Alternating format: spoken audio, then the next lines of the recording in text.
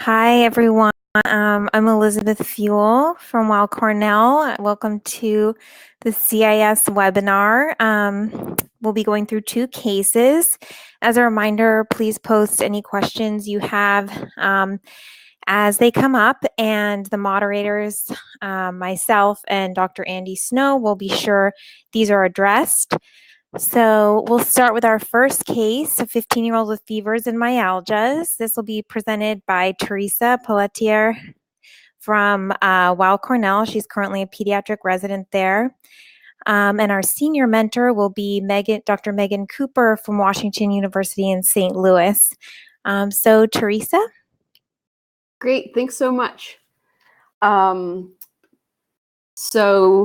This teen presented to our emergency room with 2 weeks of worsening myalgias, sore throat, and persistent tactile fevers.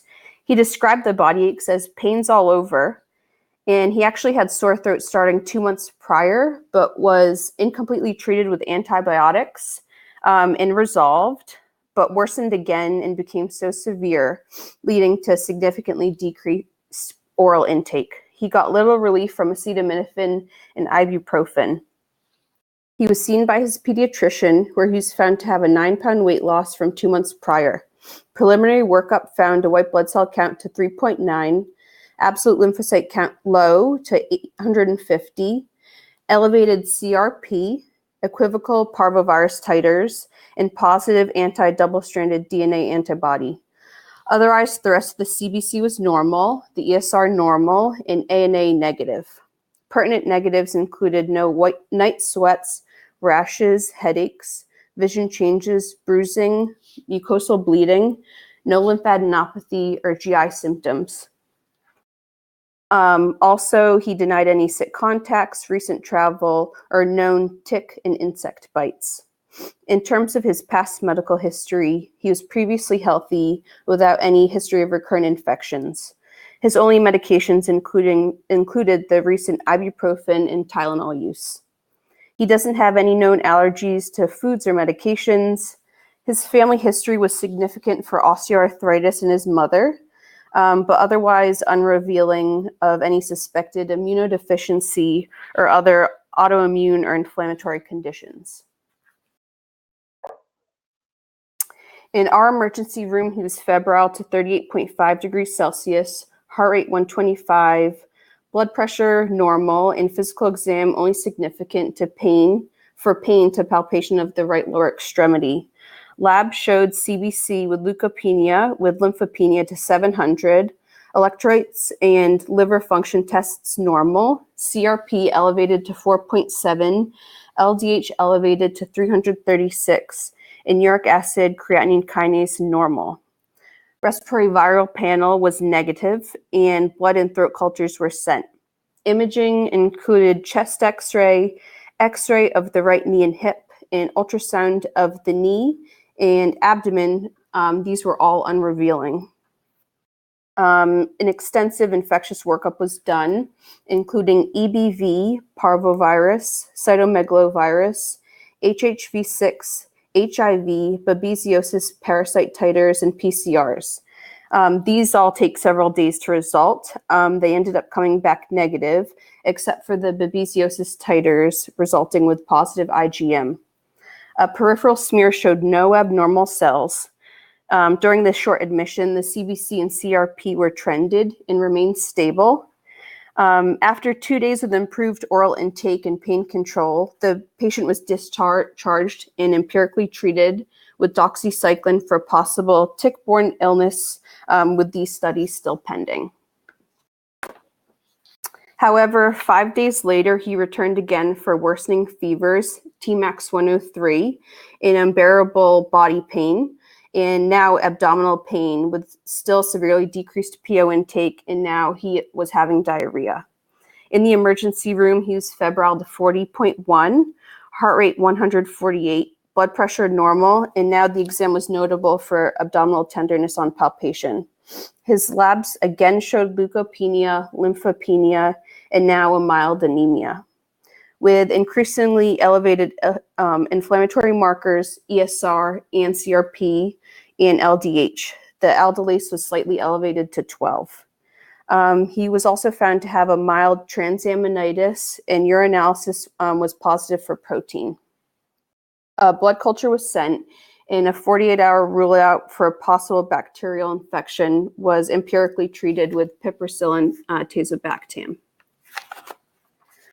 So now we have a patient with about 3 weeks of fever, found to have lymphopenia, elevated inflammatory markers, mild anemia, and transaminitis. The differential included infectious causes. Many labs that had been done on the previous admission were now found to be negative by this time. And for the positive babesiosis titers, we started atovaquone and azithromycin. These were both discontinued after 48 hours because of lack of clinical improvement in the PCR resulting as negative. Blood culture showed no growth, and further workup included quantiferin gold, Bartonella, HHV8, and adenovirus, which were all negative. The ESR and CRP were trended, and they were stable. So with this extensive ID workup negative, blood culture, no growth, and empiric antibiotics showing no improvement, infectious etiology appeared less likely. With fever, anemia, leukopenia, fatigue, and myalgias, possible rheumatological diagnoses included lupus, sarcoidosis, and other autoimmune and mixed connective tissue disorders, and HLH. With this, he was found to have hypocomplementemia of C3, C4, and C5. ANA titers were found to be positive. Now the anti-dsDNA was negative, and anti-Smith was also negative. ANCA, ASCA, Sjogren's, ribonucleoprotein were also negative. ACE and alpha-1 antitrypsin levels were normal. And for the concern for lupus nephritis with the protein found in the urine, this was followed and the proteinuria eventually resolved. Macrophage activation syndrome labs for HLH showed elevated ferritin, LDH, and D-dimer, and the fibrinogen and lipid panel were normal. These were all trended and were stable. Interleukin-2 receptor was 1,580, which was lower than the threshold for his age, which was 2,400, to be more concerned for HLH. With these results, there was less concern for sarcoidosis, other mixed connective tissue disorders, but lupus was still on the table. HLH was also less likely with the low interleukin-2 receptor level and stable MAS labs.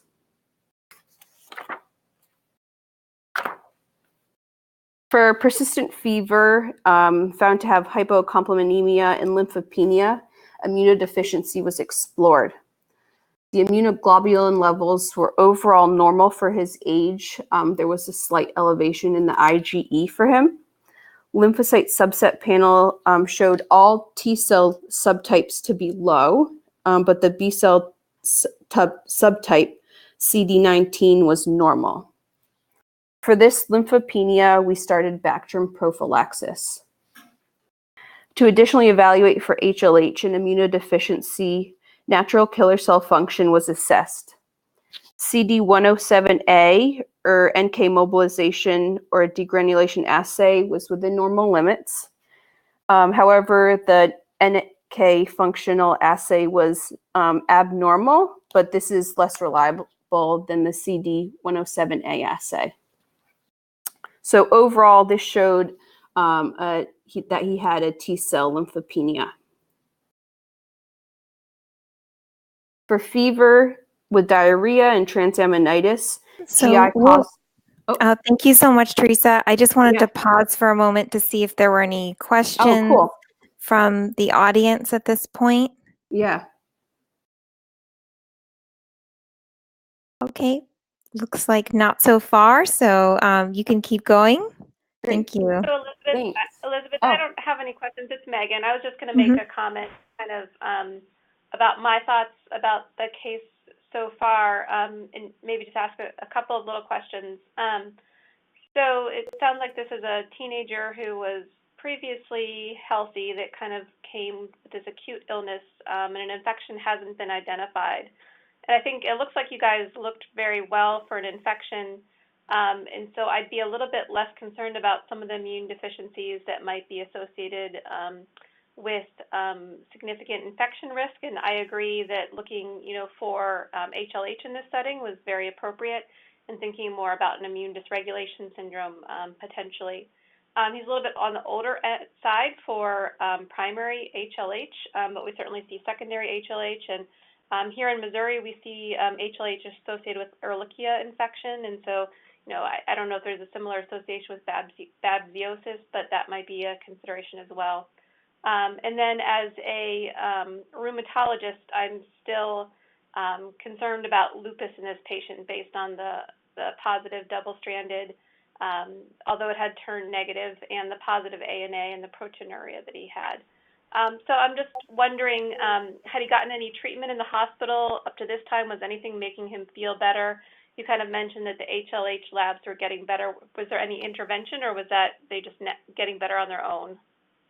So those were I was there during the hospitalization, so I'll just comment on this. So those were, all the labs were stable on their own. While he was, presenting with a lot of these findings, and concerning lab findings, it was sort of slow moving, over 3 weeks, and the mode was gather more information before we cloud the picture with any immunomodulation, as we didn't have a diagnosis, and he was fairly stable, though miserable, while he was in the hospital.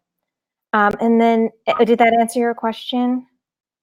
Yes, no, that's helpful. So it does seem like HLH is a little bit less likely because those kids continue to get pretty sick without intervention. And then there were a couple comments. Dr. Yu asked if this was presented on the listserv, and yes, there was a discussion on the listserv. And then we had a comment, CD107A showed degranulation is normal, but is not assessed the function of perforin.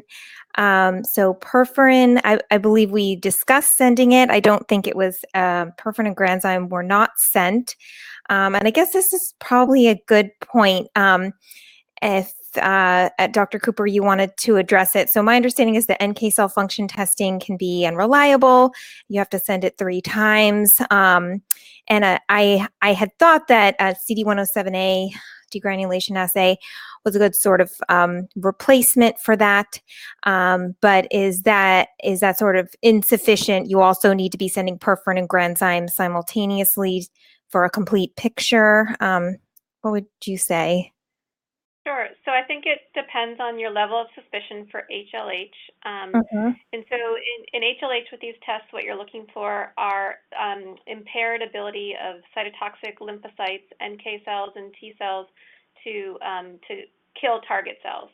And so the CD107A assay is a degranulation assay, meaning that if degranulation is normal, that means that the NK cell can recognize the target. It can recognize that it wants to kill the target, and then it tries to release granules that actually do the killing. Now, those granules actually contain perforin and granzyme. So you can have a normal degranulation, but if you don't have functional perforin and granzyme, you're not going to get any cytotoxicity. And so you could pair the CD107A degranulation assay with an assay to look for perforin or granzyme protein, although the caveat there is that you can have protein, but it may not work. And then the functional assay kind of tests everything. So it tests the ability to recognize the target cell, degranulate, release functional granules, and actually kill the target cell. The challenge, as you mentioned, with the killing assay is that it is very temperamental. And if you talk to the reference laboratories that do these, I think that everyone agrees that there's just a lot of variabilities that go into the test. And so if you have an abnormal killing assay, you actually really want to repeat it a few times to know that it's truly abnormal. But yes, in general, if you're highly suspicious for HLH, you had a normal CD107A degranulation, and you would want to think about perforin as potentially a defect for not being able to kill the target cell. Okay, thank you. And then another comment, there are some reported associations with Babesia and HLH. That's interesting. And then another question, how is the CH50? I can't remember off the top of my head, but I would imagine that it would be low because his other complements were low and he was having an inflammatory process likely consuming complement. But I don't have the result on me. I don't know if you have it, Teresa. Not right now, no. I could look it up quick, but yeah, not right now. Okay. If there are no other questions or comments, then we'll continue. Okay, Right. sounds good. All right. So for this GI workup, ALT, AST, and ALK-Phos continued to uptrend. These peaked at 117, 140, and 119 respectively. And he was also found to have a mild coagulopathy with PT and INR. Gastrointestinal infection PCR and C. diff panels were negative. Hepatitis panels and ceruloplasmin were also negative. Amylase, lipase, TTG, GGT, and stool, calprotectin, and alpha-1 antitrypsin were all within normal. A repeat abdominal ultrasound this time showed a mildly enlarged liver and spleen. So for this, an MR enterography was done. This showed that he had hepatosplenomegaly with right lower quadrant mesenteric adenopathy, and highlighted in this yellow circle is a 2 by 2 centimeter lymph node, as well as anasarca and trace-free fluid.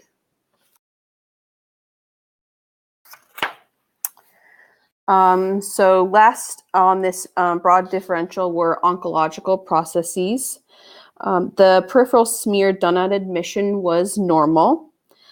The anemia was determined to be non-hemolytic with the reticulocyte count low to normal, haptoglobin elevated.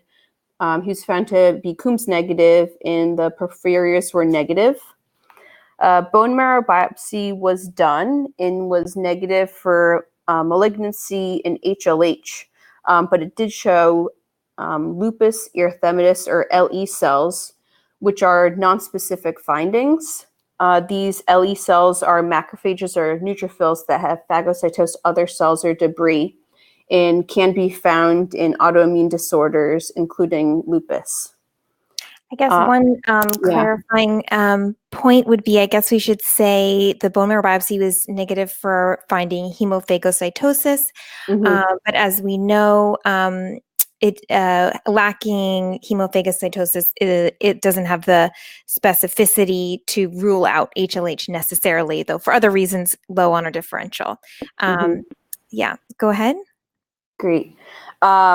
So with the MRE findings with a lymphadenopathy and hepatosplenomegaly, and to further rule out oncological processes, PET scan was done. So this showed FDG avid lymph nodes above and below the diaphragm, a mildly FDG avid hepatosplenomegaly, in FDG avid atelectasis and pleural effusions, and intramuscular areas in the anterior and medial thigh. So with this MRE and PET scan findings with many FDG avid lymph nodes, Castleman's, sarcoidosis, lymphoma, IgG4, and Kikuchi disease were now raised in the differential.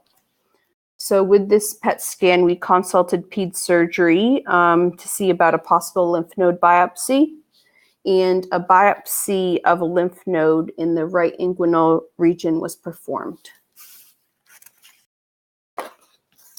So this is the histology of the lymph node biopsy.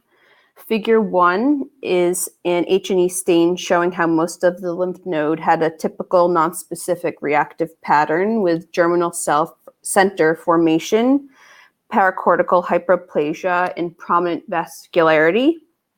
Figure 2 is an H&E stain showing occasional areas standing out as too pink.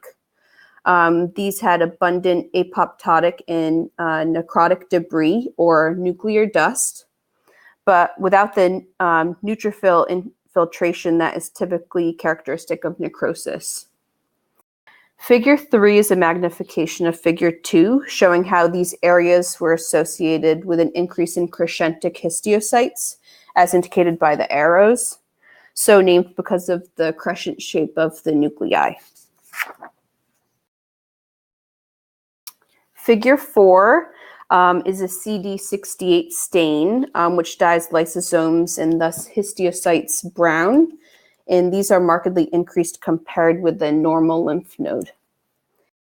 Figure 5 is a CD123 stain, which is more specific for plasmacytoid dendritic cells, dyeing these brown. These are characteristically increased in Kikuchi lymphadenitis. Together, these with slides 2 through 3 are pathognomonic for Kikuchi histiocytic necrotizing lymphadenitis. So in summary, for this teenager with fever, lymphopenia, anemia, elevated inflammatory markers in LDH, transaminitis, hepatosplenomegaly, hypocomplementemia, positive ANA, and lymphadenopathy found on PET scan, was diagnosed with Kikuchi histiocytic necrotizing lymphadenitis based on these lymph node biopsies. So as background for Kikuchi disease, the etiology is widely unknown, but it has been possibly linked to a viral etiology. In a study that looked at how this presents in children, it found that 76% with fever, 99% with lymphadenopathy, and some found to have leukopenia and myalgias. Another study looking at Kikuchi disease in adults showed that joint pain, erythematous rash, hepatosplenomegaly, leukopenia, high ESR, and anemia were the most common findings. It is a rare disease, and it's mostly seen in East Asian or in Japanese women, but it has been found to have a more severe presentation when seen in males with lymphopenia. So diagnosis with lymph node biopsy is definitive with the pathognomonic findings of karyorrhexis or nuclear debris in necrosis without neutrophils, with plasmacytoid dendritic cell stained with CD123, as it was in our patient, or TCL1. Plasmacytoid dendritic cells are antigen-presenting cells that release type 1 interferon in response to viral infections and serve an innate and adaptive immunity. They have been found to have a role in lupus and psoriasis. They're normally found in small amounts in tissues and lymph nodes, but in higher amounts in Castleman's, Kikuchi disease, and lymphoma. The treatment of Kikuchi disease is supportive as it's self-limiting.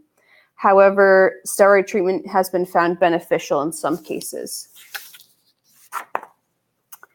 In terms of sequelae, it has been found that up to 28% of patients with Kikuchi disease develop lupus. HLH has been associated with it as well, which led us to question if this patient was already presenting signs of lupus, including joint pain, proteinuria, hypocomplementemia, elevated LDH and aldolase, and the LE cells found in the bone marrow biopsy. So based on the American College of Rheumatology, diagnosis of lupus is made when NA titers are greater than 1 to 80, as was found in our patient, and having scored 10 points in the following domains showed here, if they can't be accounted for by something else. So this is more difficult to determine here with these overlapping with Kikuchi disease. So START are the features that were found in our patient, including fever, arthritis, leukopenia, proteinuria, and hypocomplementemia, so for a total score of 15 to 19, depending on whether the proteinuria was significant or not. So going back to our patient, we started IV methylprednisolone on hospital day 17, and we saw this in response in the fever curve. He was persistently febrile days 1 through 18 in the hospital, and then afebrile after that, so a day after we started the methylprednisolone. This was weaned to an oral steroid. The patient had another fever a week later, which was attributed to the steroid wean. So he's given 2 more doses of IV steroid, and again transitioned to oral steroid, on which he was discharged with the Bactrim prophylaxis. So he was, just had, sorry to interrupt, we just had one question. Were the Babesia titers repeated? And were there any other Babesia labs done to confirm or rule this out? Not to my knowledge. I don't know if you found anything, Teresa, about Babesia titers being repeated. So just on the second admission, they were repeated, but with the PCR being negative. Yeah, but the IgM was still positive. Okay. All right. Thank you. Go ahead. So he was discharged with outpatient rheumatology follow-up just to monitor the development of lupus. So as an update, he continues to follow with rheumatology, and he's still undergoing a steroid wean.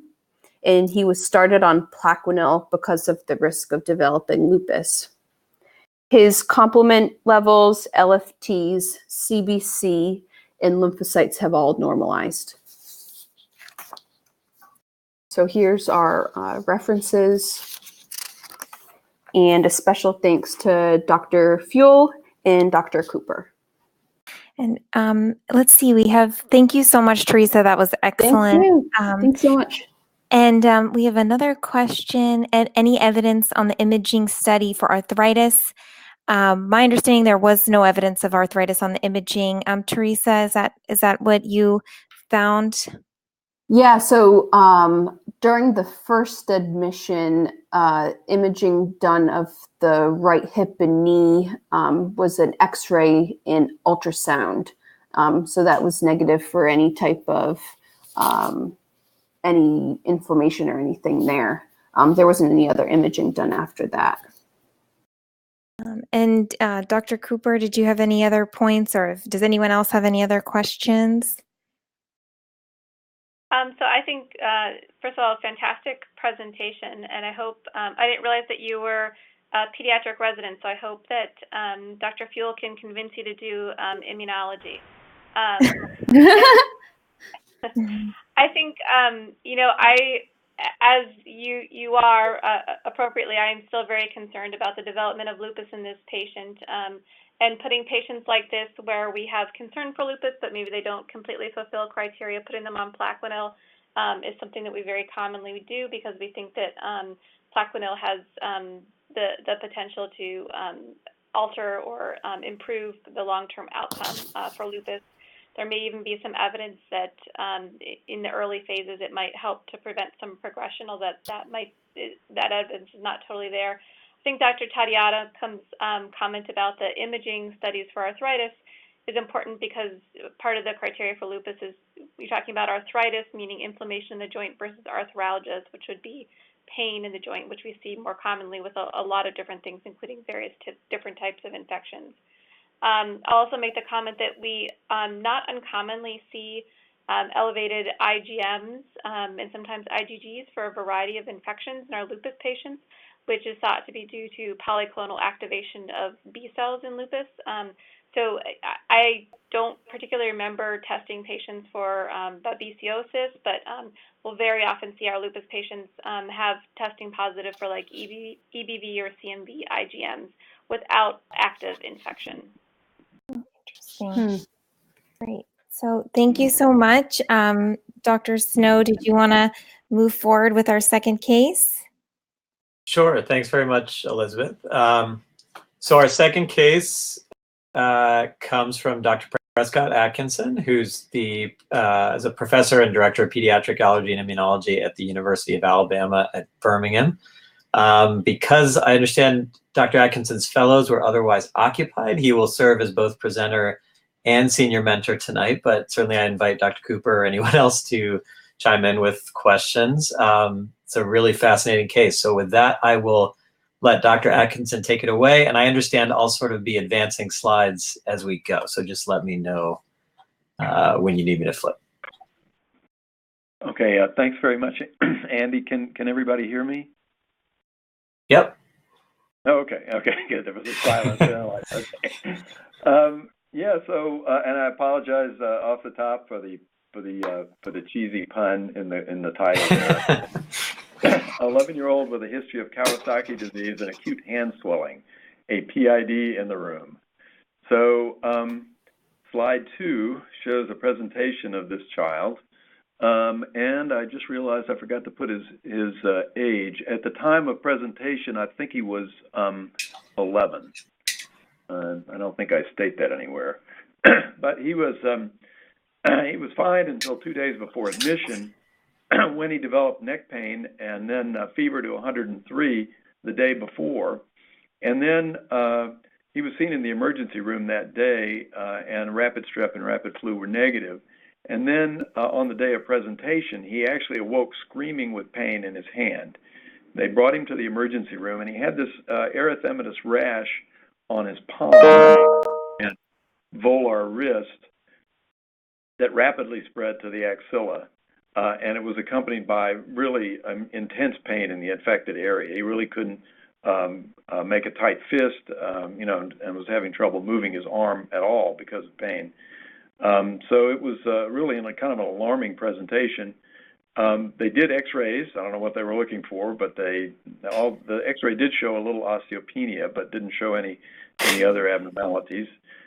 They consulted surgery, who thought about possibility of necrotizing fasciitis. Didn't think that was the case, and they consulted infectious disease, who thought about shingles. I don't know what else they thought about, but everybody was thinking this is some kind of acute cellulitis, I'm sure, but we're not really sure exactly what it was. It was a pretty unusual presentation for cellulitis. There wasn't a surface portal or a real history of any kind of injury or anything.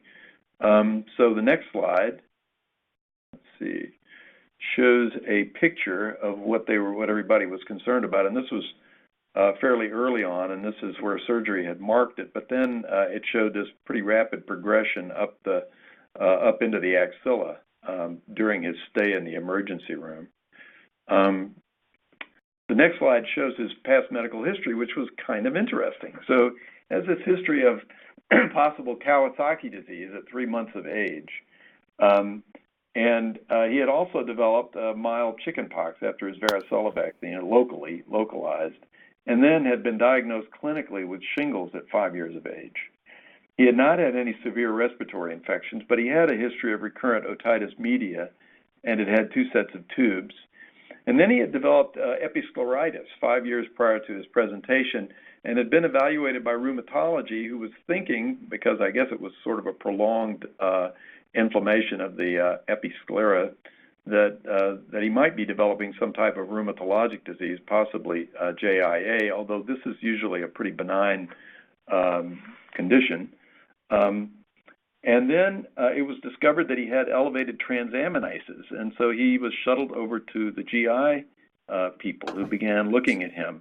And they were not able to understand why he had this transaminitis, and it progressed to the point where he had a liver biopsy, and they found that he had mild hepatocellular changes with bridging fibrosis, which was kind of unexpected. They even did a big genetic panel for possible genetic causes of liver disease, and that would fit this picture, and couldn't find anything. And he was completely negative for any autoantibodies. The next slide shows the family and social history. So family history is negative, completely negative for autoimmunity or GI problems. He lives in a kind of a rural area with his younger brother and his mother and father. In the 6th grade, really nice kid, no smokers in the house. They did have 2 dogs, and there had been a tick found on his little brother 2 days before, although it wasn't attached. No tick on the patient, though. His physical exam, he was afebrile. He was kind of underweight. His weight was only 10th percentile, although his height was well in the normal range. I forgot to mention in the past medical history that he'd also had problems with molluscum off and on for years, and nothing too bad, just little molluscum lesions that just kept coming back. And on his physical exam on this evening when he was admitted, as you might guess, he did have some lesions under his right eye on his face. And they also noticed that there was a fine maculopapular rash along the clavicles and on his entire back, basically. And then there was this really striking area of very tender erythema involving the entire right palm, extending up the volar forearm into the axilla, with really limited movement of the arm and hand because of pain. So you could imagine, if you imagine yourself as not necessarily an immunologist seeing this patient in the ER, because you probably wouldn't have been consulted yet, but what would you be thinking about if you were a pediatrician or a doctor seeing this patient in the ER? Does anybody have any thoughts? If I can't hear anybody, but I can see messages appearing on. Yeah, we'll look for comments in the chat box. Right. That's a possibility. There weren't any bites, but they did mention there were a couple of papules sort of midway up the forearm. But yeah, so that's a possibility. Some kind of toxin envenomation from an arthropod. Yeah. It had this prodrome with the neck pain and the high fever the day before too, which you usually don't see with an arthropod bite unless it's infectious. But next, anyone else? Any other comments at this point?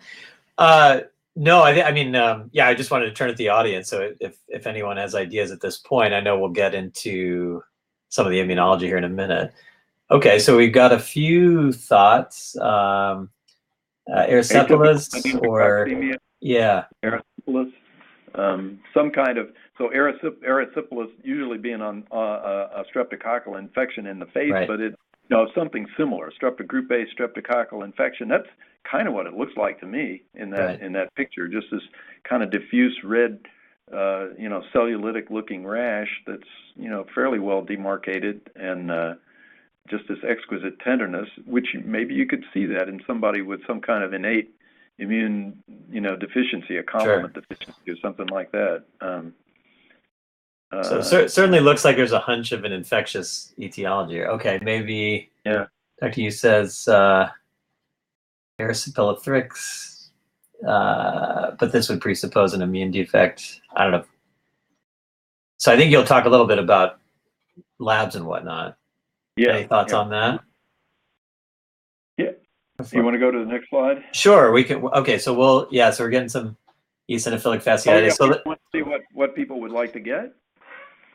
Well, it looks like definitely folks are thinking some atypical infectious etiology. There's one comment about eosinophilic fasciitis. Not sure if. Yeah. So that's a thought. So why don't we move to, I guess, a little more of the labs and immunology? So I'll go ahead and. Yeah. Oh, and Dr. You said I want an MRI at this point. Yeah, good. Definitely a thought. Okay, let me advance here. Okay. So as you might guess, he was admitted, and they were thinking, gosh, maybe this is some kind of cellulitis with some kind of gram-positive organism, and he was started on clindamycin. Blood cultures were negative. He did have a mildly elevated white count with a left shift. And his CMP again showed this transaminitis that had been going on for a while with a mildly elevated total bilirubin. His SED rate and CRP were both moderately elevated, suggesting acute inflammation, and maybe that this inflammation had been going on for a while, or something had been going on for a while with a really high SED rate right off the bat like that. And I'm kind of listing a bunch of antimicrobial testing that was done not necessarily on the admission and not necessarily available on the admission, but just to kind of show you what they were thinking. I think most of these were ordered within the first couple of days that he was admitted, trying to find some kind of unusual organism that might be responsible for causing this. And all the antibody studies were negative, as well as PCR testing for all the organisms we tested for. I didn't. Oh, wait a minute. Yeah, I'll get to. So coagulation. Someone suggested a coagulation. Right. That's a good idea. So good idea. You wouldn't expect for it to be a really, really high SED rate in CRP, I guess, but this certainly does bring up maybe a septic thrombophlebitis or something like that. So I mentioned a biopsy culture there, so he obviously hadn't had a biopsy yet. So he did get a biopsy eventually, and I just put that in there just just because it happened to fit there. But okay. So let's go to the next slide. So this is the imaging. So as was just suggested, they were thinking maybe this is some kind of thrombosis, and they were unable to find any thrombosed vessels in the area at all. They did an MRI after a few days in the hospital when nothing seemed to be happening, and found some marrow changes, diffuse abnormal T2 changes in the marrow, which were nonspecific, and there was a question of some small focal areas that were probably due to the biopsy, because this MRI was done right after they did a biopsy of the tissue and of the tendon sheath to see if they could find anything that would explain this. Because initially, during his hospitalization, really on antibiotics, he did not turn around as nicely as you might think somebody with a gram-positive cellulitis might. And it really, although it didn't worsen, it really didn't get better very rapidly at all. The next slide shows the biopsy report that was eventually done. So he had basically granuloma formation, granulation tissue rather, not granulomas, but sort of mixed inflammation, really nothing specific. No fungal organisms, no acid-fast bacilli. All the cultures were negative except for Staph hominis, which was really kind of considered as very likely a contaminant just because it didn't really look like the type of infection that you would expect to see with a staphylococcal infection. Wasn't producing a lot of pus, and was more just inflammatory. And all the other cultures were negative. Prescott, it's Megan. Can I ask a question here? Sure, please. So what's going on with him now at this point in the hospitalization? Is he having fevers? Is he having other symptoms like abdominal pain or joint pains or anything? He's really not getting better. As far as his fever curve, let me see if I can. I don't remember exactly how that trended. Let me see. Hold on just a minute.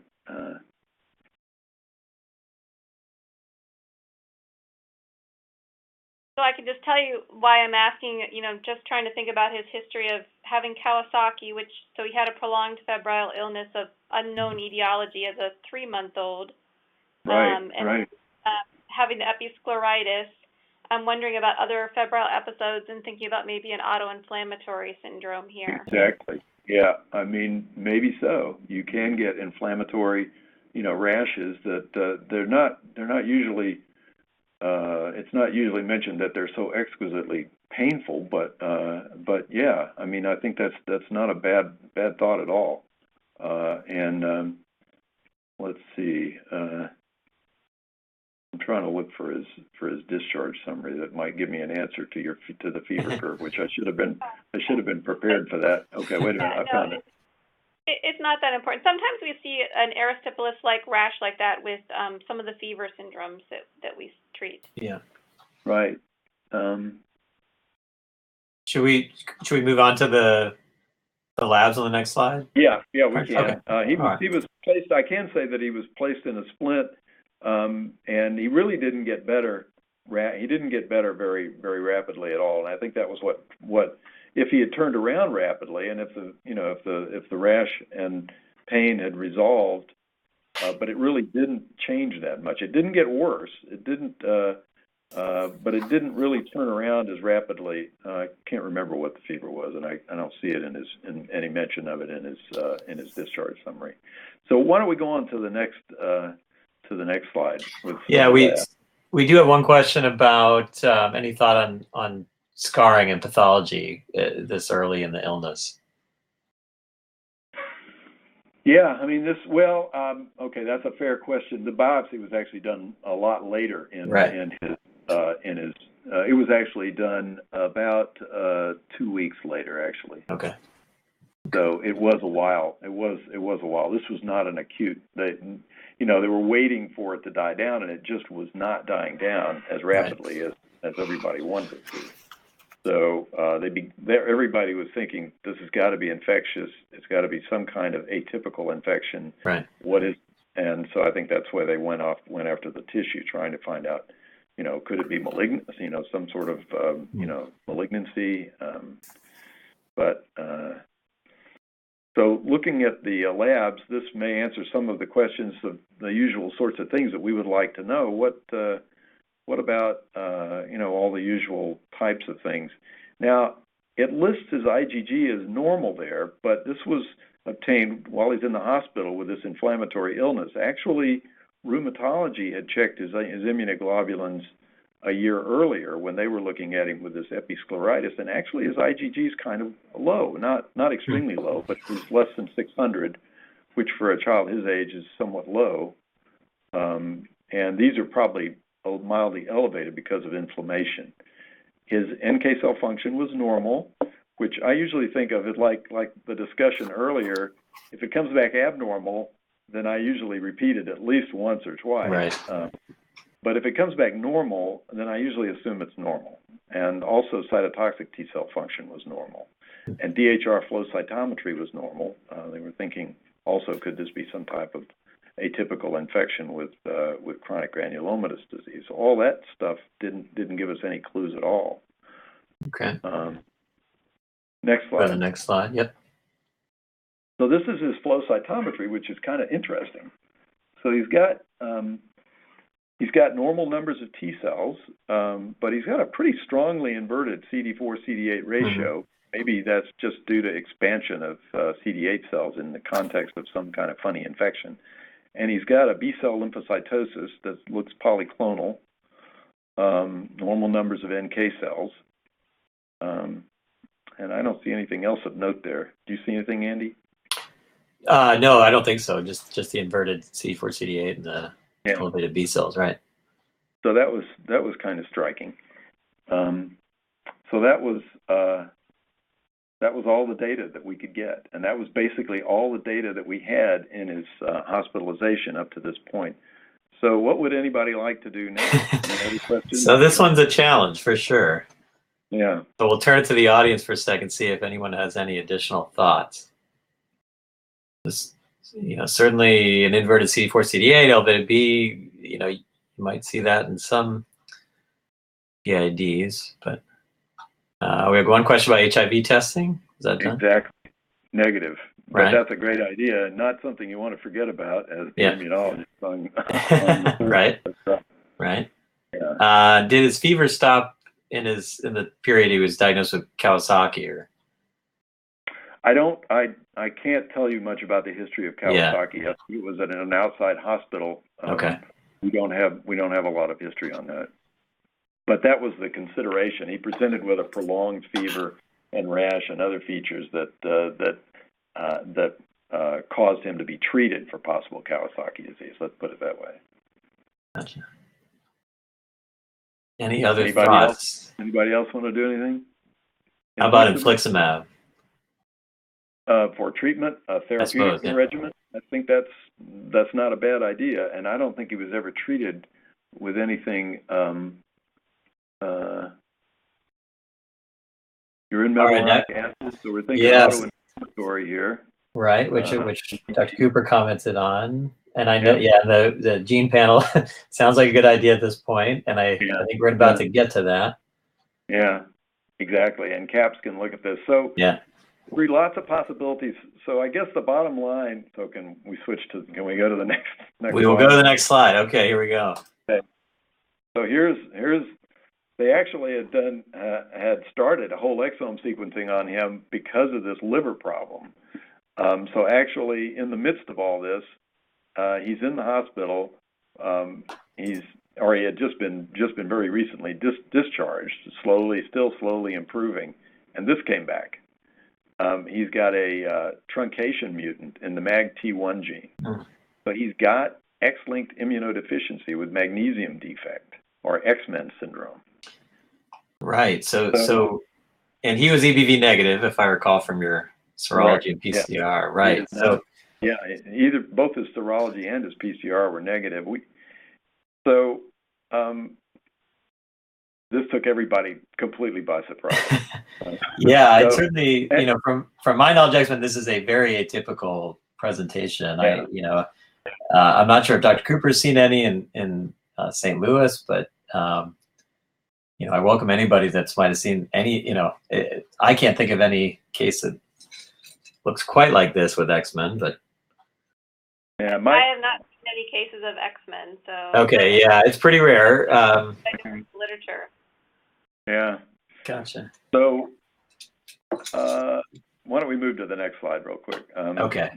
So just for your information, we never figured out what caused this problem with his arm, and I'm absolutely convinced that it was infectious, and we just didn't test it. We don't have quite we need the type of testing that's just now becoming available, like the Carius test and other types of next generation sequencing tests to rule out oddball pathogens that in our patients. And I think probably within 5 years we'll be able to get this stuff easily at a reasonable cost and efficiently, which ideally it's going to be unsupervised or not PCR based, but basically a whole metagenomic sequencing of tissues and body fluids to identify oddball infections. Because I'm absolutely sure, I could be quite wrong, but I'm just sure this was an infection. But we'll never. It resolved, but he took months of physical therapy before he could use his hand fully again. It took months for him to recover from this, whatever it was. So we have some thoughts about was a PCR ever done for EBV from the liver biopsy? That's a good question. He has not had, but he has been consistently EBV negative. So we know now he doesn't have EBV. But yeah, that is it possible that he had active EBV that was focal without viremia? I think that's possible. I don't know enough about EBV to be able to tell you, but yeah, I would think it's possible. It happens with hepatitis C. I know that you can have focal disease and not be viremic. But I think in that case, you probably would have to have antibodies. Right. It would certainly be unusual with no. Right. Yeah, unless you're really, really immunodeficient. I have one little slide that I copied from a review paper that's a little bit dated now, but it's pretty accurate as far as the clinical presentation. The only thing that this kid had that might have clued us in was this strongly inverted CD4 CD8 ratio, but we see that a fair amount. You can see it in HIV, of course. You can see it in acute infection with CMV, with the various types of viral infections that'll normalize over a period of months afterwards. Dysgammaglobulinemia, EBV is the big thing that people are quite afraid of with this condition, and I think it's our patient is actually his little brother who's affected also, unfortunately, and they're both in trials at the NIH right now, and they're both on antiviral therapy, but it's not really known how effective that is with EBV. But there's really not. He had the molluscum, but there really isn't anything. There's no signature for this condition that you can find. And NK is supposed to affect NK cell function. His NK cell function came back normal. Do you know? I know some of the diagnostics for X-Men, if I recall right, it at least suggested would be the NKG2D receptor on NK cells, which is reduced, I think, in X-Men. I don't know. I assume that I don't know how routine that is. But looking at say granule exocytosis with aggregation of that receptor. Is that what I think it's just a simple surface flow cytometry stain, and generally it's reduced on X-Men patient NK cells. Okay, so that might be interesting. Right. Yeah. And then was there ever like a mitogen or a T cell stimulation test done? Because I think you'd expect an impaired T cell response. No, because actually before we got too far along, I think I had seen him one time in clinic after discharge before his whole exome came back, and we suddenly knew to our surprise what he had. But we were just starting to do, and probably would have gotten around to doing that, because I still do that on patients. But really, I think the bottom line for this talk is we're in the age of genomics, and you can't, and new diseases are being described at a rate of 1 or 2 per month, and you really you just can't guess sometimes from the clinical presentation what you might be dealing with. And I think an autoinflammatory condition was certainly a good possibility with this. It just as it turned out, I think it was some kind of atypical undiagnosed infection, and this pretty significant T cell specific immunodeficiency disorder. Were there any other VUS's variants of interest in the exome? That was the only thing that came. That was the only thing. Okay. Exome. Now let's see. I think we did the in vitro panel on him also, I believe. But let's see. Just wonder if it's some kind of blended phenotype in the absence of EBV.